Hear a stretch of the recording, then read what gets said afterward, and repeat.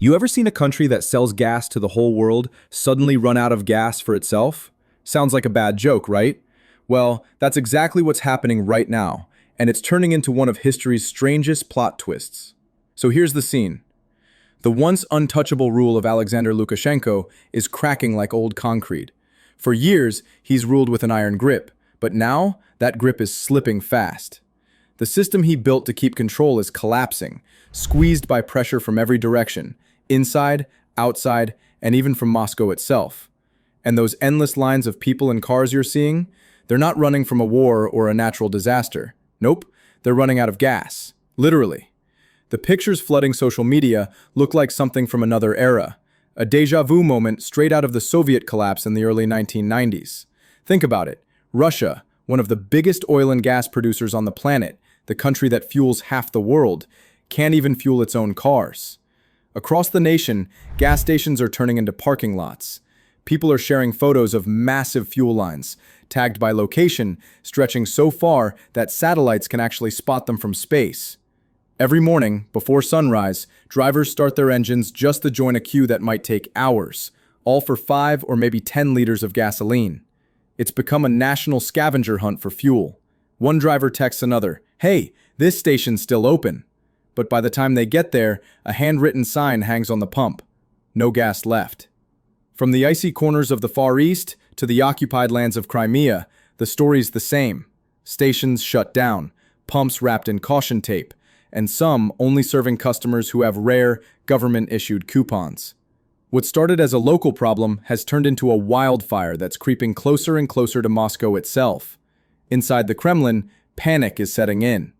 Officials are scrambling, making frantic phone calls, trying to patch up a crisis that's spiraling beyond control. And in a twist no one saw coming, Russia, the mighty energy superpower, is now knocking on the door of its tiny neighbor, Belarus, begging for a refill. According to leaked data from October 7, 2025, later confirmed by international sources, fuel shipments from Belarus to Russia haven't just doubled, they've quadrupled in 1 month. You might think Russia buying gas from Belarus is just business, a neighborly trade deal. But no, this wasn't a handshake of friendship. It was a desperate gasp for air. Russia isn't just hurt, it's drowning.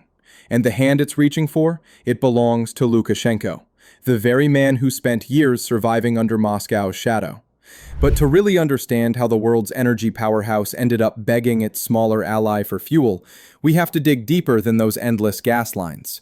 The chaos runs much deeper, hidden beneath the surface, and the numbers tell the real story. Imagine a giant digital map lighting up on your screen. A bird's-eye view of Russia, glowing red with warning signs. More than half the country is in crisis. Out of 83 regions, 56 are facing fuel shortages and supply breakdowns. Trucks can't move, planes are grounded, local economies are stalling. It's not just inconvenience, it's paralysis.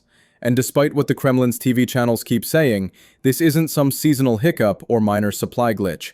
It's not about too many cars and not enough fuel.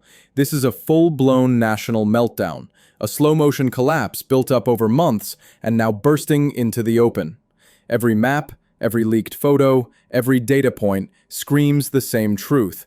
The system is failing from the inside out. This disaster didn't appear out of thin air. It's the result of two unstoppable forces colliding: Ukraine's sharp, calculated strikes and Russia's own tangled mess of corruption and incompetence. It started quietly, miles away from Moscow, when Ukraine's homegrown kamikaze drones, like the now infamous Lyuty, began slipping through cracks in Russia's massive air defense network. These weren't random attacks. Every drone had a purpose, every target a plan. One by one, they struck the heart of Russia's oil industry, the distillation units that turn crude into gasoline and jet fuel, the command centers that keep refineries running, the huge storage tanks that hold the country's energy lifeline. And these weren't just explosions meant to start fires. No, they were surgical strikes designed to cripple the machine itself. Each hit destroyed complex parts built with Western technology, the kind of parts that can't just be replaced overnight. Repairing them could take months, maybe even years. By early 2025, Ukraine's drones weren't just making noise. They were rewriting the map of Russia's energy empire. Massive oil facilities with names that once symbolized industrial pride: Ryazan, Tuapse, Nizhnekamsk, Kirishi, Kuibyshev, suddenly became symbols of vulnerability. Reports from the Institute for the Study of War and Western Intelligence painted a clear picture. These strikes weren't random fireworks. They were coordinated, precise, and devastating. Altogether, they knocked out at least 15 to 20% of Russia's gasoline production. Now that might sound small, like losing just a slice of a giant pie. But in a fuel network built on fragile timing and razor-thin margins, that slice is the difference between motion and meltdown. The most shocking moment came when Ukraine's drones reached deep into Putin's stronghold, St. Petersburg. One perfectly aimed hit tore through the Kirishi oil refinery, wiping out nearly 40% of its processing power. That single explosion didn't just damage metal, it crippled the beating heart of northwestern Russia. The Kirishi plant fed fuel to the Baltic Fleet, to Kaliningrad, and to millions of people in and around St. Petersburg. Within days, the city felt the tremors. Gasoline ran dry, supply lines buckled, and the streets of Russia's northern capital, once a showcase of stability, slipped into quiet panic. But what really burned that day wasn't just oil. It was the myth. The idea that Mother Russia is safe, that Putin's fortress was untouchable. When Kirishi went up in flames, that illusion went with it. At first, the Kremlin did what it always does: pretend nothing happened. Local officials blamed minor technical glitches, while state TV anchors smiled through scripted reports about small fires under control. But outside those polished studios, the truth was too big to hide. Satellite images told a very different story, verified in real time by open-source intelligence analysts and NASA's fire detection data. The photos showed massive refineries engulfed in flames that refused to die, buildings collapsing like dominoes, and clouds of thick, toxic smoke blanketing entire regions. Videos filmed by locals filled social media. The roar of explosions, the glow of burning fuel tanks, and the haunting silence afterward. And just as Russia's crisis was spiraling beyond its grasp, another familiar player stepped onto the stage: Belarus. When the flames started spreading and panic took hold, the Kremlin's last lifeline came from an unlikely place: Belarus. The numbers tell the story better than any speech could. Verified industry data shows that in September alone, Belarus sent Russia around 49,000 tons of gasoline and 33,000 tons of diesel fuel. Compared to earlier months, that's an explosion in exports. A sudden flood of fuel that looked, at first glance, like salvation. But when you zoom out, those numbers barely make a dent. Russia burns through over 3 million tons of gasoline every month. So that Belarusian shipment, it covers only about 1.6% of what the country actually needs. In simpler terms, it's like handing a single bandage to someone who's bleeding out. Sure, Moscow and St. Petersburg might have enough reserves to keep things running for a while. Government vehicles, military convoys, and VIP motorcades still move. But beyond the shining capitals, it's a different world. Across the endless stretches from the Ural Mountains to Siberia, and from the southern farmlands to the windswept edges of the Far East, pumps are drying up and tempers are flaring. Desperate to stop the chaos, the Kremlin slammed the brakes on gasoline exports altogether, a decision so extreme it stunned even longtime analysts. For a country fighting a costly war, giving up foreign currency from energy sales was unthinkable. Yet that's exactly what they did. It was a panic move, a last-ditch attempt to plug a hole that only kept getting bigger. But even that didn't stop the bleeding. Prices shot through the roof. Black markets popped up overnight. Drivers traded fuel like gold, and regional governments started dusting off old Soviet-style measures: rationing, price freezes, and restrictions on sales. Meanwhile, Belarusian tankers rolled quietly across the border into Russia, physical proof that the energy giant had stumbled. These shipments weren't a sign of strength. They were a daily reminder of weakness, of a system collapsing under its own weight. And then came September 25th, 2025, a day that turned embarrassment into tragedy. Near Smolensk, at a simple railway crossing, Russia's Hope Train, a long line of tanker cars loaded with desperately needed gasoline bound for Moscow, collided with a truck. In seconds, the convoy erupted into a massive fireball. The explosion lit up the sky and burned for hours. 12 tanker cars were lost, along with millions of liters of precious fuel. The fire didn't just consume gasoline. It consumed what was left of Russia's credibility as an energy superpower. The Kremlin's media machine rushed to frame it as a minor accident, just another unfortunate mishap. But no one bought it. The images told the truth. Twisted metal, black smoke curling into the sky, and a country staring at the wreckage of its own logistics network. And here's where the cracks started to split wide open. During wartime, the Minsk-Smolensk-Moscow railway line isn't just a set of tracks, it's a lifeline. Fuel, ammunition, supplies, everything that keeps Russia's military engine running flows through it. But the line was falling apart, with almost no safety systems left in place. The fiery train disaster near Smolensk wasn't just a tragic accident. It was a warning siren blaring across the entire country. Even as the Kremlin's media machine pushed its usual mantra, "Everything is under control," the truth was obvious. Nothing was under control. Europe's sanctions were squeezing the Russian economy like a vice, cutting off vital supplies, freezing assets, and isolating industries that once powered the empire. The mighty Druzhba pipeline, once a proud artery feeding Europe's energy hunger, now looked fragile, like a cracked hose barely holding together under pressure. Meanwhile, Moscow's quick fix for its fuel shortage came at someone else's expense. It began draining Belarus, quite literally, to keep its own lights on. Tankers rolled out from Belarusian refineries, pumping out gasoline and diesel as fast as they could. But the cost at home was brutal. In Belarusian cities, drivers sat for hours in front of empty pumps, their engines off, their faces blank with exhaustion. It didn't matter how much money they had, there was simply no fuel to buy. For the poor, life stopped moving altogether. And it wasn't just the roads that ran dry. The crisis crept into homes. Milk, bread, meat, the staples of daily life, were still on store shelves, but only for those who could afford the soaring prices. Inflation was devouring wages, eroding living standards day by day. The air in grocery lines grew thick with quiet anger. People whispered one word again and again: enough. If you've made it this far into the video, it means you're enjoying what we do here at Euro Bulletin.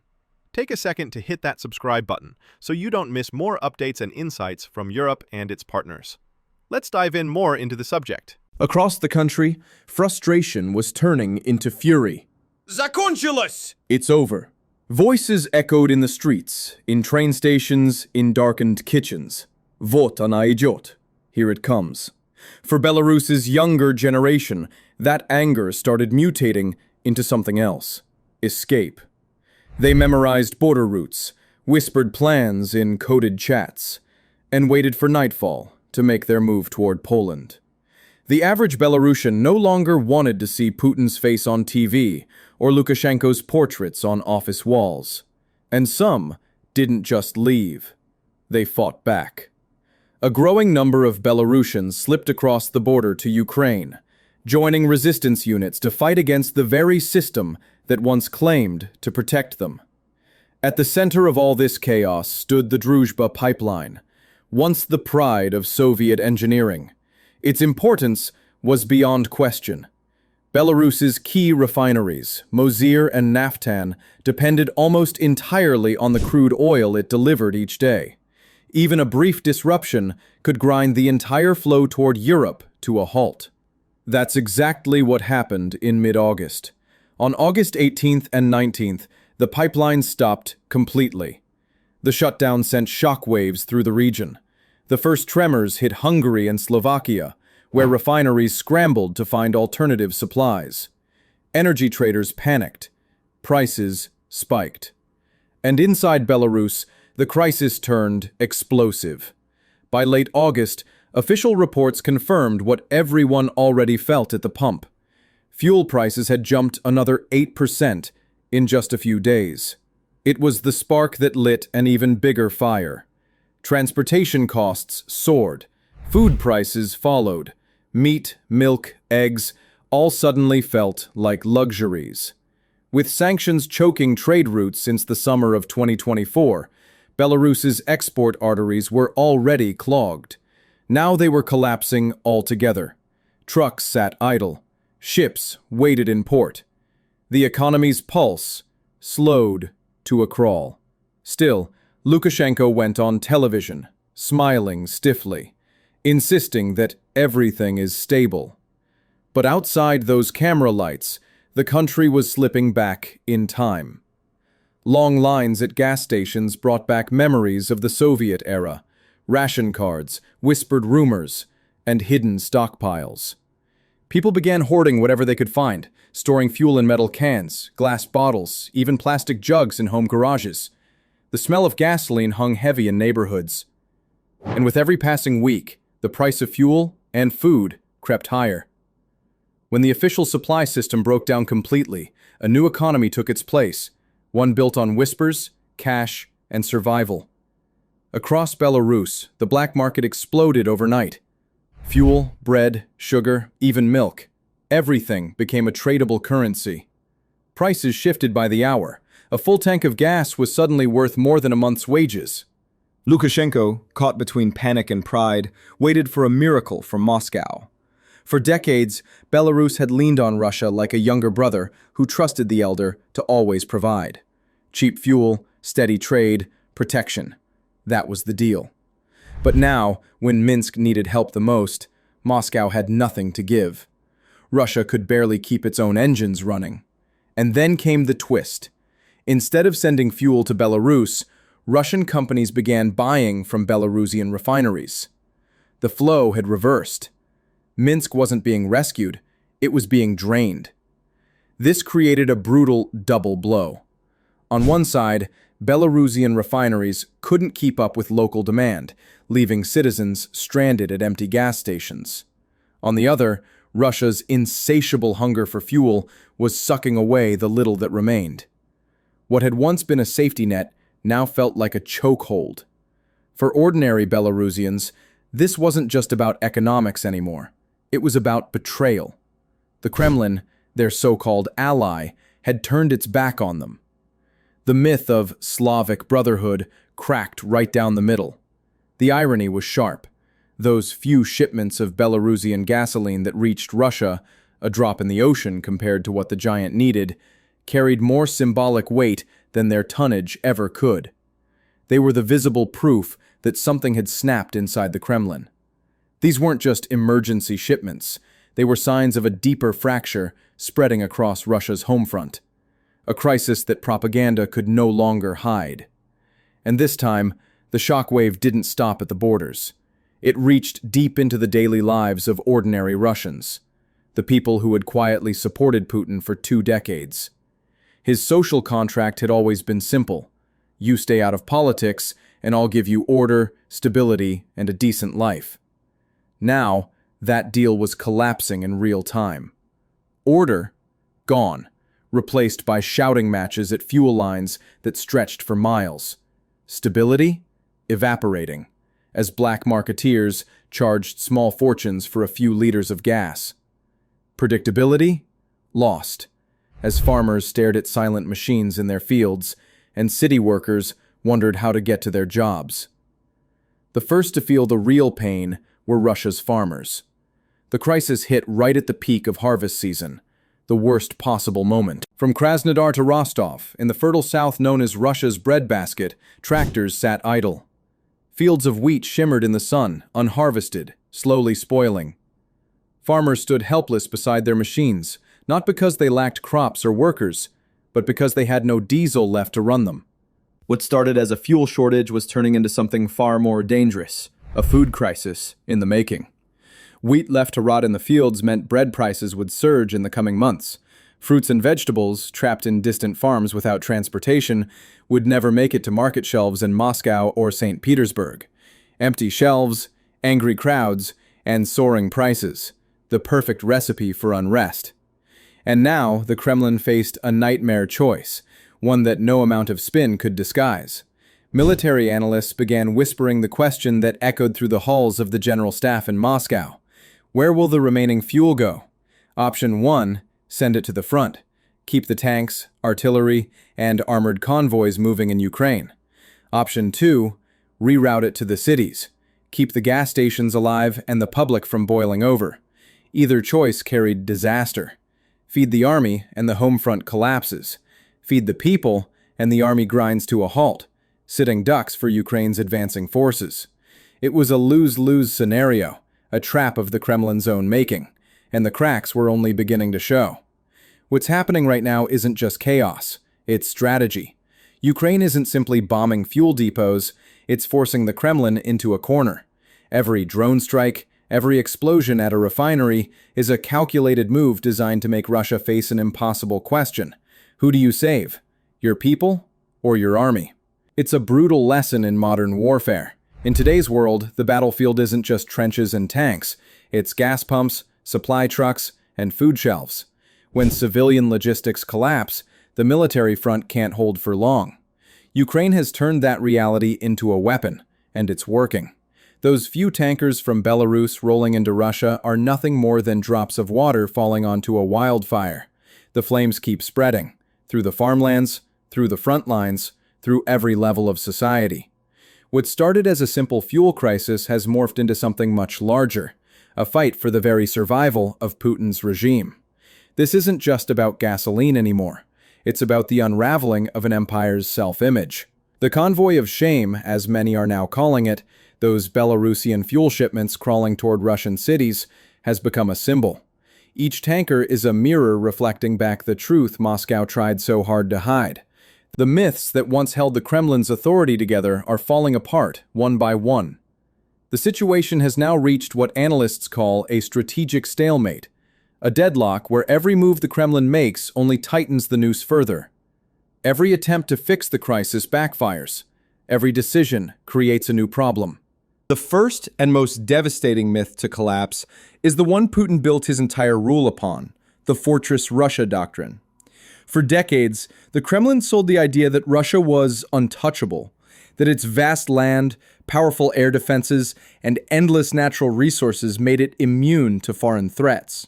The war in Ukraine, they said, would be distant, something Russians could safely watch on TV while life at home stayed calm and predictable. But that illusion is now burning, literally. Ukrainian drones are slicing through the layers of defense like they don't exist, striking deep into Russia's industrial heart. With each explosion, they're not just damaging refineries, they're dismantling an entire narrative. A single refinery fire now sets off a chain reaction. Production stops, fuel disappears, tractors stall, food can't move, shelves go empty, and people grow restless. Civil order begins to crack.